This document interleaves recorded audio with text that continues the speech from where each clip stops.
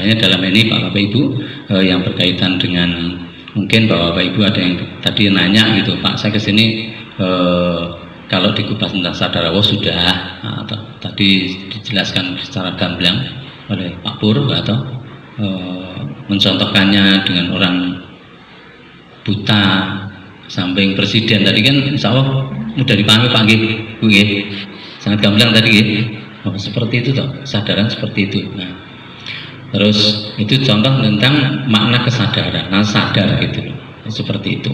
Nah sekarang sadar itu sadar kalau tadi dicontohkan juga dalam suatu tempat yang angker, sadar apa tadi?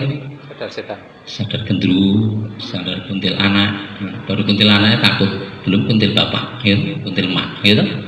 Itu udah takut gitu. Jadi kenapa? Karena bahwa sadarnya kena, bahwa sadar kena sudah repot itu, rumput jadinya. Jadi kita sulit sadar itu sadar yang seperti itu, sadar ke Allah saja, itu sadar ke Allah gitu.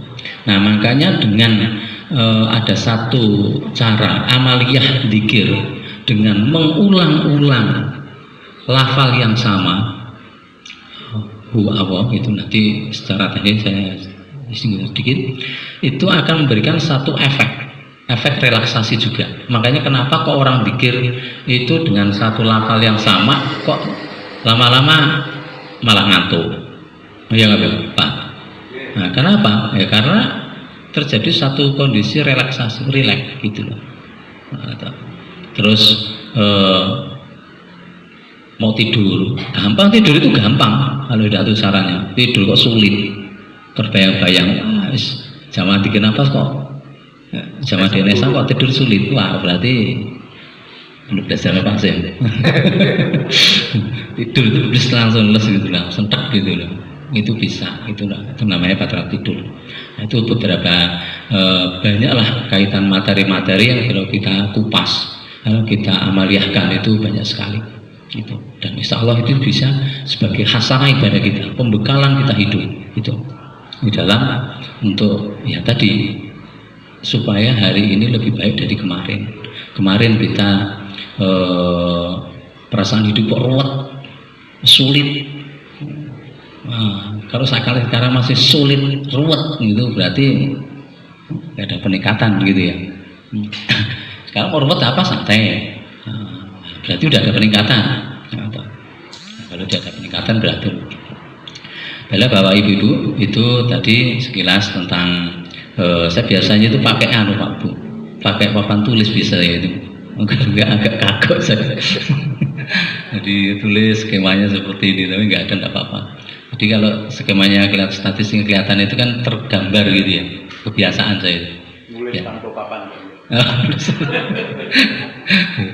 Kebiasaan saja, karena dulu waktu di kampus ngajar seperti itu. Jadi intinya tadi 3 konsep dalam belajar kita. Tahapannya itu pertama kita harus sadar Allah sebagai fondasi, kemudian 3T, kemudian ATP gitu. Nah kita ambil 1 poin saja dari sadar Allah. Sadar Allah untuk menumbuhkan kesadaran Allah tentang Allah itu dekat. Kalau tidak salah ibadifani koribun ketika aku bertanya Muhammad siapa aku itu dekat. Itu salah satu dengan dzikir nafas itu. Mau belajar silatun juga bisa gitu. Nah, kita sedikit saya jelas tentang dzikir nafas. Nah, dzikir nafas itu ada tahapan-tahapan cara-caranya. Kalau pertama dari cara pertama dzikir nafas itu ada 2 Pak Bu.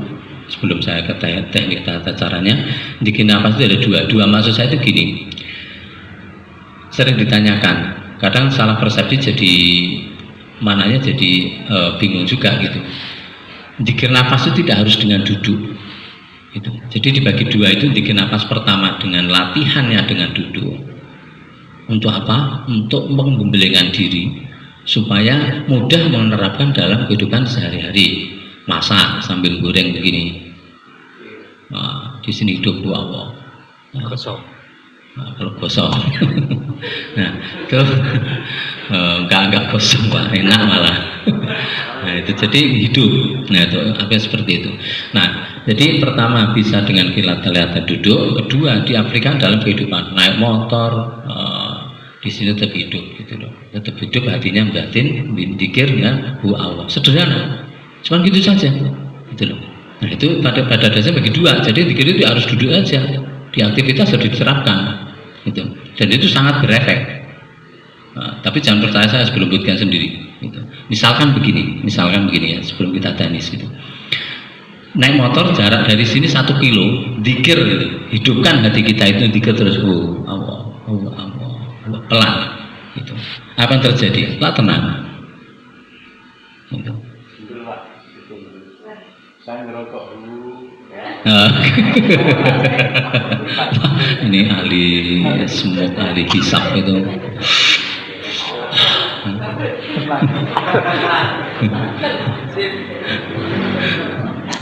ini dalil untuk perokok ya Pak Begi. Nah, jangan perokok Pak Didin, nggak usah ikut Pak Didin. Dikit ya beda. Nah, ya, sampai merokok pun itu juga tambah aja dia nikmat. Nah, menikmati dikir gitu. Bukan karena rokoknya, karena dikirnya Pak. Yoga itu sebagai apalah, apapun aktivitas kita. Artinya rokok saja bisa, gitu. Nggak bisa gitu. Nah, jadi aktivitas kita bisa diaktifkan dengan batin seperti itu. Nah, ketika kita sudah terbiasa hati itu diisi dengan dzikrullah, atau itu lama-lama hidup, kok lama-lama hidup, mudah hidupnya, tanpa kita sengaja, tanpa kita niatkan, itu di sini hidup. Atau Allah itu seperti itu, hidup. Nah itu konsep dari bikin nafas gitu, sebagai alat untuk menuju sadar Allah. Kalau tata caranya itu, kalau di dalam latihannya bisa dengan duduk. Nah, duduk itu dianjurkan dengan duduk timpuh. Timpuh itu bahasanya timpuh ya, atau tindik. Jadi timpuh. Manfaat duduk timpuh itu banyak sekali. Salah satunya kalau yang misalkan asam urat, kolesterol itu bisa jadi normal. Salah satu manfaatnya duduk timpuh gitu ya. Meskipun tidak harus, tapi dianjurkan untuk duduk timpuh itu. Nah, termasuk saya sendiri 2015 itu kena asam urat, kolesterol, sesak nafas. 2016 hasil MCU normal semua, sampai sekarang alhamdulillah tidak ada asam urat, kolesterol, sesak nafas. Itu adalah salah satu manfaat duduk timpuh. Pak sakit Pak, ya di awal-awal gitu. Lama-lama tidak gitu. Jadi kalau ngecek asam urat nggak usah perlu pakai dikasih apa silet-silet, darahnya sakit. Nah, cukup ini. Kalau duduk begini bisa, wah bebas nih. Usaha pantatnya paling kayak gini, bisa duduk begini nih, bebas asam urat, kolesterol. Usia di atas 40 aman. Orang 40 pada takut. Duduk timpuh lah. Masa nggak masa, anjuran. Jadi alhamdulillah saya bebas dari asam urat, kolesterol, nggak ada pantangan. Hidupmu mantang-mantang, diet barang. Hidup itu menikmati. Jangan malah menyiksa diri. Jadi, tapi ya versi orang beda-beda Pak, dan dia silakan. Jadi kalau saya mencari hidup itu yang sederhana, ada caranya, manfaat duduk ada, duduk timpuh ya sudah, ada anjuran seperti itu. Nah kalau Nun Sewu saya menghadap ke sini, duduk timpuh itu yang salah benar seperti ini Pak Bu. Ini saya peragakan. Nah seperti ini. Ini pantat saya itu menduduki telapak kaki seperti ini. Nah ini sangat nyaman sekali. Pertama sakit nggak? Wah bukan sakit lagi, panas pedes ya. Nah kalau sudah terbiasa ini enak sekali. Gitu. Nah ini namanya duduk timpuh. Nah ini dianjurkan nanti duduk seperti itu. Dianjurkan. Kemudian rileks. Nah duduknya itu dengan rileks. Nah bahasa rileks itu kadang-kadang gampang didengarkan, tapi caranya pribadi Pak. Nah rileks itu ada dua loh Pak. Rileksnya jasad dan rileksnya jiwa. Rileksnya jasad itu misalnya gini, saya itu pakai sarung kekendoran, saya kekencengan kendor, misalkan ini kencengan itu ya, saya kendor bisa toh jasad. Terus ini misalkan duduk saya nggak nyaman, ini kekencengan, ya saya kendor gitu. Nah di dalam jasad seperti itu. Oh ini kok ketengah kaku nggak enak, nah, dikendorin yang enak gini. Itu rileks jasad. Jadi di dalam tiga nafas tahap pertama itu adalah duduk dengan rileks, duduk dengan santai. Nah rileks ini ada satu cara menurut saya pribadi, pengalaman saya pribadi yang begini. Pertama saya merilekskan adalah kondisi jasad saya. Saya kendorkan dari kepala sini, saya kendorkan, saya lemaskan. Nah setelah itu saya selalu berdoa begini, terima kasih ya Allah telah Engkau tenangkan jiwa raga saya. Saya tuh batin seperti itu 3-7 kali. Itu saya dalam duduk seperti itu. Nah tiba-tiba begitu saya gerak-gerak begini, gerak-gerak begini kayaknya yang saya rasakan itu Allah itu menata saya, menata supaya saya itu kondisi rileks. Setelah itu kok enak banget gitu loh. Nah itu rileks, jadi jiwa itu jadi tenang gitu loh. Nah sudah tenang begini baru kita menyadari nafas, nafas masuk, nafas keluar, sadari terus. Itu tahap pertama, duduk rileks, sadari nafas, nafas masuk, nafas keluar, terus sadari. Nah, ketika menyadari nafas, yang terjadi apa Pak Bu? Mengatur nafas. Loh, saya suruh menyadari nafas rileks kok malah tersengal-sengal. Ada satu cara. Saya itu dulu senang di dunia silat, bukan silat lidah ya, silat olahraga. Itu dengan tarik nafas pelan, menghirup pelan, dembuskan lewat mulut pelan. Jadi kalau saya dengar gini,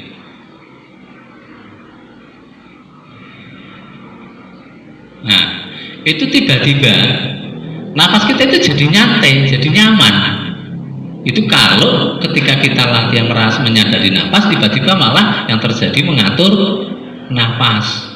Dengan seperti itu jadi nyaman. Nah kalau sudah merasakan nafas, sudah disadari sudah mana masuk terhirup atau terembusnya itu terasa, baru masuk ke tahapan berikutnya. Ikuti nafas itu atau iringi nafas masuk, nafas keluar, Allah. Iringi saja terus nafas itu. Iringi nafas masuk, nafas keluar, Allah. Di dalam hati. Ya. Nah, itu simpel seperti itu. Jadi nafas itu simpel itu. Tahapan 3-4 tidak saya ini ya. Nah, nanti di teori sudah ada. Intinya kalau di dalam latihan 3 nafas, saya utamakan 1-2. 1 itu bagaimana kita rileks, duduk dengan rileks, terus rileksnya itu seperti apa tadi, rileksnya jasad, rileksnya jiwa, kemudian sadari nafas, nafas masuk, nafas keluar. Sudah itu saja, terus gitu. Itu latihan mengamalkan amal yang 3 nafas itu seperti itu.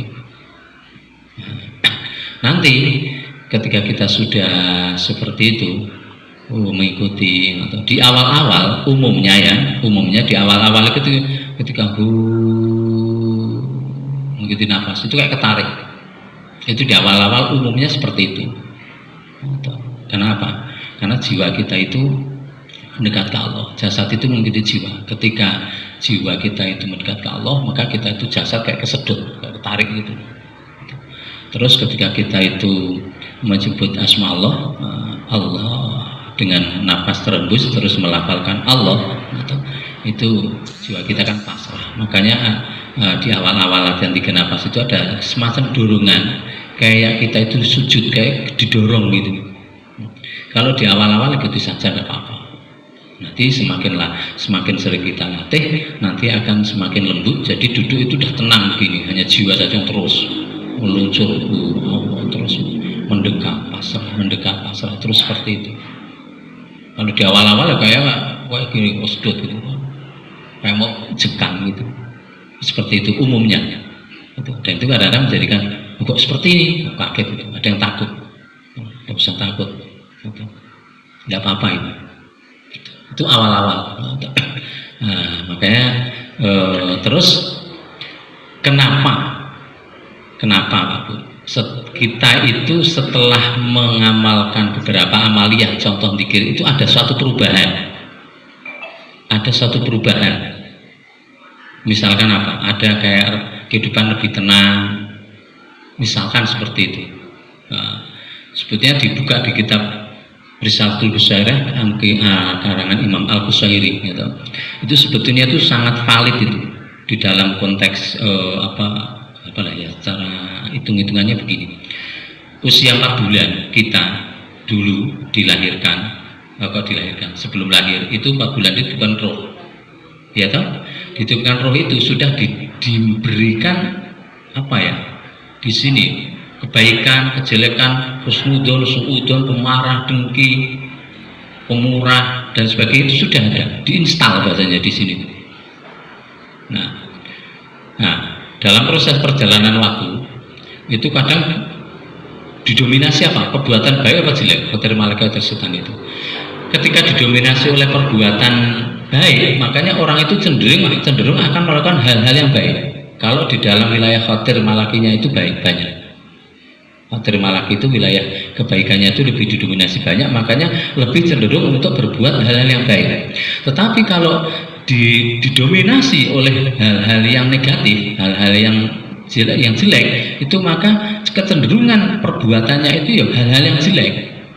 Gitu loh. Itu untuk interpretasi terhadap diri kita sendiri ya, bukan untuk orang lain. Misal orang lain, misal Pak Asif, Pak Asif kok kayak gitu, kelakuan kayak gitu, itu jelek sampai nggak boleh.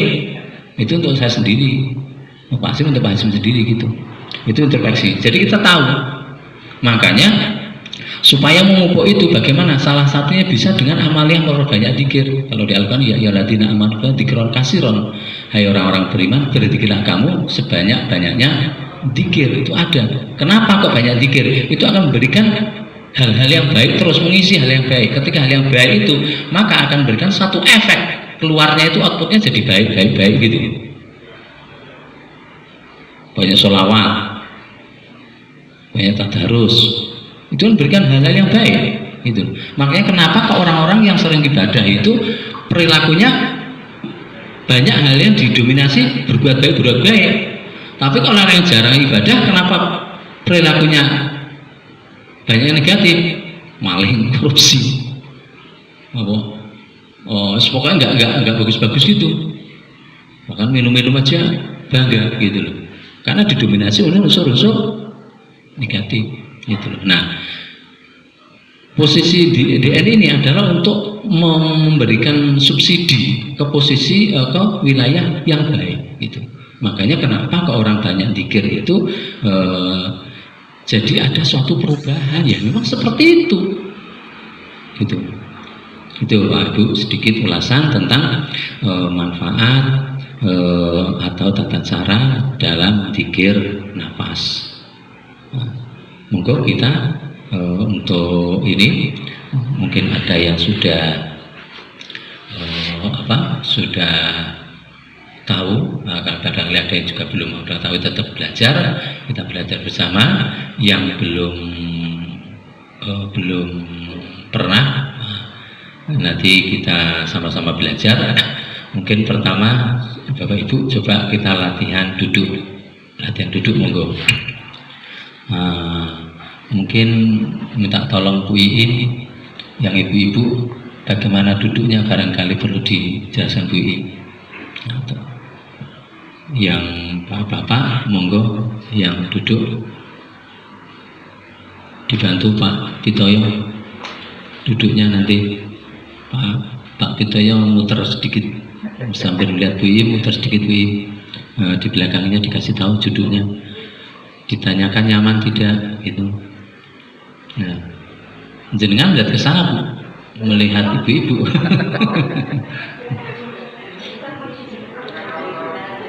Nah, coba ditanyakan dulu Nyaman tidak? Sudah nyaman, Bu?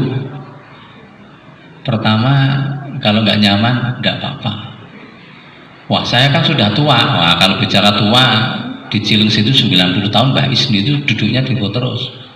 Wah, saya gemuk, Pak. Wah, di Cilengsi itu beratnya 115 kg, kuat 2 jam. Ini kalau masalah gemuk. Saya masih muda, Pak. Oh, itu muda-muda, oleh itu udah lepek gitu lah. Masih muda itu. Itu rata-rata para santri itu 2 jam kuat, Pak. Gitu. Udah nyaman, Bapak Ibu? Nah, baik, kita belajar zikir nafas, amaliyah dari para aulia. Pertama kita duduk. Alhamdulillah, demikian tadi apa yang disampaikan oleh Pak Wid, dan pada sesi tersebut tidak kami tayangkan untuk pelaksanaan zikir nafasnya, karena saya sendiri sebagai operator juga ingin melatih diri, karena secara pribadi saya pun masih belum saya masih ingin memaksimalkan diri. Nah, untuk itu saya potong sampai sesi akan masuk ke dalam zikir, dan saya mengikuti zikir nafas. Semoga ini mempunyai manfaat, dan dari arahan ini kami terus selama 30 menit ke depan itu melakukan zikir nafas bersama. Dan saya ucapkan terima kasih kepada Pak Wid. Semoga apa yang sudah disampaikan bermanfaat dan diberikan balasan oleh yang Maha memberi balasan. Terima kasih. Assalamualaikum warahmatullahi wabarakatuh. Dan silahkan saksikan juga untuk bagian 2, yaitu yang akan disampaikan oleh Pak Pur dan selanjutnya Pak Mbah Bejo. Terima kasih. Assalamualaikum warahmatullahi wabarakatuh.